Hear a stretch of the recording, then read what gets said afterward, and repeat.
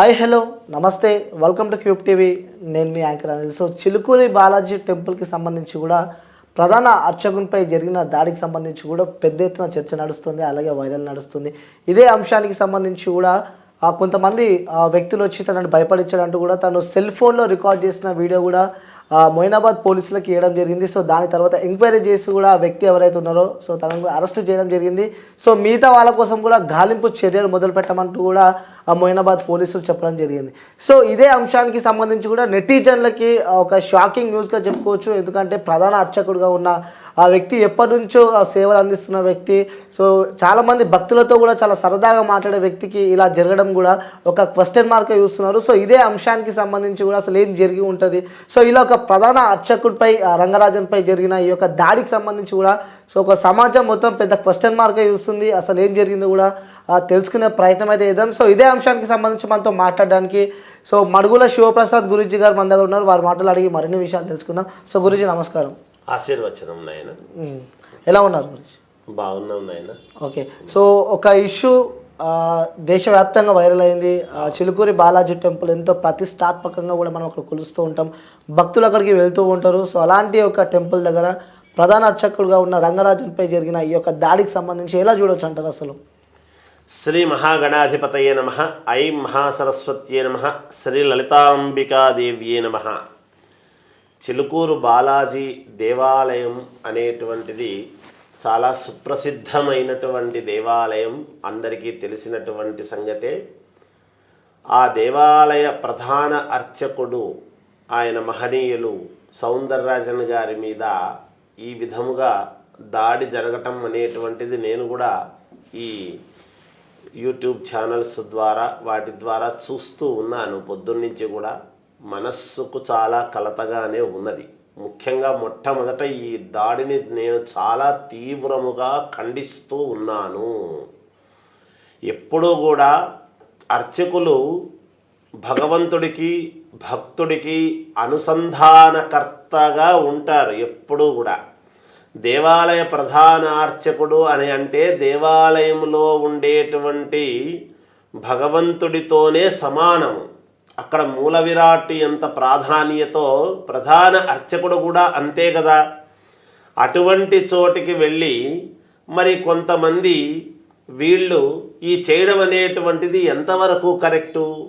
పైగా నేను చూశాను అందులో ఆయన ఒక అతను ఏదో పేరు చెప్తూ ఉన్నారు, రాఘవరెడ్డి అని ఏదో పేరు ఉన్నారు, వీరరాఘవరెడ్డి అని ఆయన. ఇప్పుడు దీంట్లో నేను భగవద్గీతలో శ్లోకాలు నేను చెబుతాను అనేటువంటి క్రమములో చెబుతూ ఒక ఇది చేస్తూ ఉన్నాడు ఆయన. అసలు ఆయన ఇంటెన్షన్ ఏమిటి అనేటువంటిది ఎవరికి అర్థం కావటం లేదు. ఇప్పుడు అంత చదువుకొని అంత చేసి ప్రధాన అర్చకుడిని కింద కూర్చోపెట్టుకొని తాను పైన కూర్చొని డిక్టేటర్ లాగా చేయటం అనేటువంటిది ఇది ఎంతవరకు కరెక్ట్, సమంజసం? అది ఎంత తప్పు? ఇప్పుడు నాకేదో శ్లోకాలు నేను చదువుకున్నాను కదా అంటే చదువుకున్నది ఇదా మనకు విజ్ఞానం నేర్పిస్తున్నది? ఇటువంటిది ఒకడు చూసుకొని ఇంకొకరు రెచ్చిపోయి దేవాలయాల్లో ఉండేటువంటి అర్చకుల మీద బ్రాహ్మణోత్తముల మీద మీ యొక్క ప్రతాపము చూపిస్తున్నారు అంటే ఇది ఎక్కడికి పోతున్నది దేశం? ఎక్కడికి వెళ్తున్నాం మనము? పైగా కేంద్ర ప్రభుత్వములో ఇటువంటి ధార్మిక సంస్థలను కాపాడేటువంటి బీజేపీ ప్రభుత్వము ఉన్నటువంటి సమయములో ఇటువంటివి జరుగుతున్నాయి అంటే ఎంత బాధ అవుతుంది మనుషులకు. అర్చకులు వాళ్ళు దైవాన్ని నమ్ముకొని చేసేటువంటి మహనీయులు. ఈ దేవాలయం ఇది ఒక్కటే అని కాదు, ఎక్కడ దేవాలయము ఉండినా భగవంతుణ్ణి నమ్ముకొని ప్రజలను నమ్ముకొని వాళ్లకు సేవ చేస్తూ ఉండేటువంటి వాళ్ళు అర్చక స్వాములు.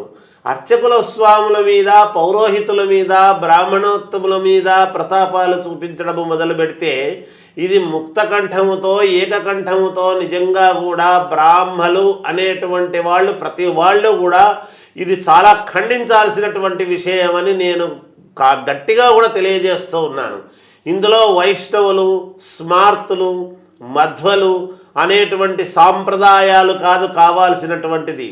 బ్రాహ్మలు, అర్చకులు, దేవాలయాలు అనేటువంటివి మనకు ఏమి చెప్తున్నాయి అంటే మనము చేసేటువంటివి ఇంకా ఇవన్నీ జరుగుతూ ఉన్నాయి కాబట్టి సమాజంలో ఇటువంటివన్నీ నిష్టగా చేసేటువంటి మహనీయులు ఇలాంటి వాళ్ళు ఉన్నారు కాబట్టే ఇంకా ధర్మము న్యాయము అనేటువంటిది ఎక్కడ ఒక చోట నిలబడుతూ ఉన్నది, ఇంకా కొంతవరకు కాపాడుకోగలుగుతూ ఉన్నాము. ఇటువంటి వాళ్ళ మీద మీ యొక్క ప్రతాపాలు చూపిస్తూ దౌర్జన్యము చేస్తూ ఇలా ఇంటికి పోయి ఇంకా ఇంట్లోకి పోయి చేసి చొరబడి చేస్తున్నారు అంటే రక్షణ ఎక్కడి నుంచి వస్తుంది, ఎలా వస్తుంది, ఎలా వాళ్ళు కాపాడుకోగలుగుతారు?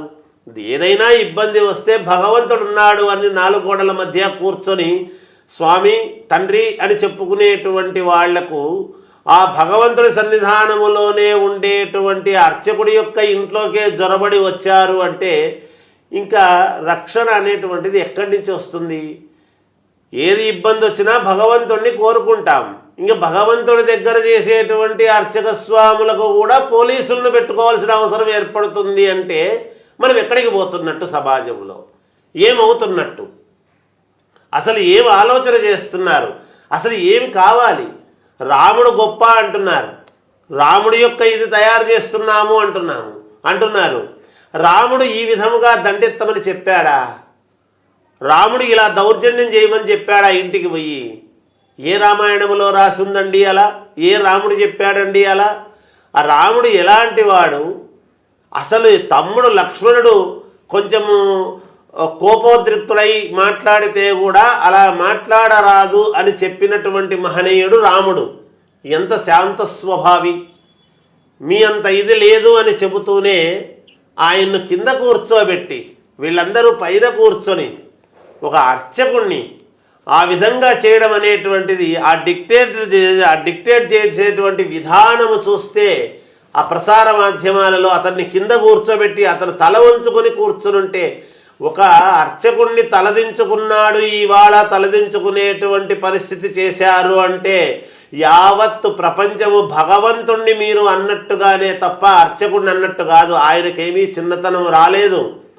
ఎందుకంటే అణువుగాని చోట అధికులమనరాదు అనేటువంటి విషయం ఆయన తెలుసుకున్నాడు కాబట్టి, ఆయనకు తెలుసు కాబట్టి, ఆయన సర్వజ్ఞాని కాబట్టి అలా చేతులు కట్టుకొని అలా తలదించుకొని కూర్చొని ఉండిపోయాడు. ఎందుకు అంటే మీలాంటి వాళ్ళ ముందు ఎందుకు అని. ఆ విఘ్నుడు కాబట్టి, సంస్కారవంతుడు కాబట్టి. కనుక ఇటువంటివి ఇంకొకసారి ఎక్కడ జరిగినా, ఏ దేవాలయాల అర్చకుల మీద కానీ పౌరోహితుల మీద కానీ బ్రాహ్మణోత్తముల మీద జరిగినా ఇది చాలా ముక్తకంఠముతో ప్రతి వాళ్ళు కూడా ఖండించాలి. మామూలుగా బ్రాహ్మణో బహుజన ప్రియ అని, బ్రాహ్మణుని అనేటువంటి వ్యక్తి సర్వజనాన్ని హితవు కోరుకునేటువంటి వాడు. ఒక స్వామి నమస్కారం అనగానే లోకా సమస్త సుఖినో భవంతో కాలే వర్షతు పర్జన్య పృథివీ సస్యశాలిని లాంటివన్నీ చెబుతూ ఉంటాడు. ఆయనకేమిటి లోకమంతా సంతోషంగా ఉండాలి అని కోరుకునేటువంటి ఒక బ్రాహ్మణోత్తమున్నా మీరు ఇలా చేయటము ఇది ఎంతవరకు సమంజసం? ఇది చాలా తప్పు. నేను చాలా తీవ్రంగా బాధతోనూ ఆవేదనతోనూ దీన్ని ఖండిస్తున్నాను. మన వాళ్ళందరూ కూడా ఖండించాలి ముక్తకంఠముతో అని నేను మిగతా వాళ్ళందరినీ కూడా సవినయముగా కోరుకుంటూ జయోస్తు. Thank you sir, thank you so much. నిజంగా చూసినామంటే చాలా బాధేసింది. ఎందుకంటే ఎంతోమంది భక్తులు అక్కడికి వెళ్తూ ఉంటారు, కానీ ఒక ప్రధాన అర్చకునికి ఇలా జరగడం నిజంగా మాకు చాలా బాధేసింది. అంటే కలియుగ ప్రత్యక్షప్రదమైనటువంటి శ్రీ వెంకటేశ్వర స్వామి అంటే ఇవాళ కలియుగములో వెంకటేశ్వర స్వామి యొక్క ప్రతిభ ప్రభావము ఎక్కువ. మిగతా వాళ్ళది లేదు అని కాదు.